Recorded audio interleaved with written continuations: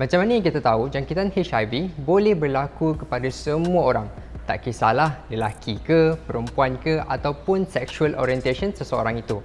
Tetapi ingat, jangkitan HIV hanya boleh merebak melalui beberapa perkara spesifik sahaja. Walaupun HIV boleh menjangkiti almost ke semua manusia, namun masih ada golongan yang sebenarnya rintang terhadap jangkitan HIV ni. Bermaksud dia tak boleh nak dapat jangkitan HIV. Tetapi kes manusia yang rintang terhadap HIV ni sangat-sangat rare. Dan untuk kita tentukan sama ada seseorang itu boleh terjangkit HIV ataupun tidak, ataupun sama ada mereka rintang ataupun tidak adalah melalui ujian genetik sahaja. Ini disebabkan oleh sesetengah individu mungkin mengalami mutasi genetik secara semula jadi. Antara kawasan yang termutasi dan telah didiscover oleh para saintis adalah di kawasan reseptor CCR5 pada sel TCD4.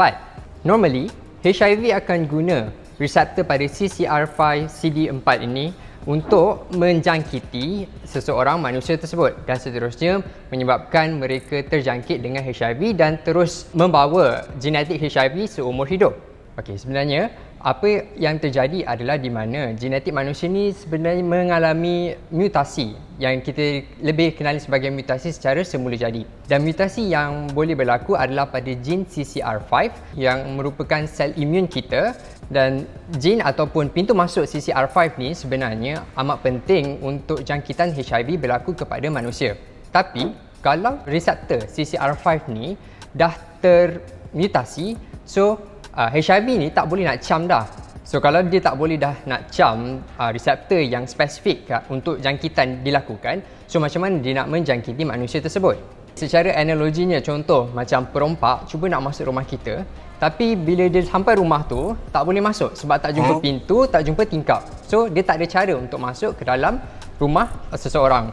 Selain daripada gen CCR5 ni, ada lagi gen lain yang telah didiscover oleh saintis. Contohnya adalah gen TNPO3 yang sebenarnya memainkan peranan yang sama juga macam CCR5 ni tadi untuk menghalang jangkitan HIV berlaku apabila ianya termutasi. Okey, pada tahun 1994 ada seorang individu yang bernama Stephen Crone. Dia telah diketahui genetik dia bahawa genetik dia sebenarnya adalah rintang terhadap jangkitan HIV. Walaupun dia sebenarnya telah terdedah dengan jangkitan HIV untuk beberapa kali. Dan penemuan genetik ataupun gen CCR5 ni sebenarnya amat penting bagi para saintis sebab dia boleh jadi target untuk kita hasilkan antiviral untuk melawan jangkitan HIV tersebut.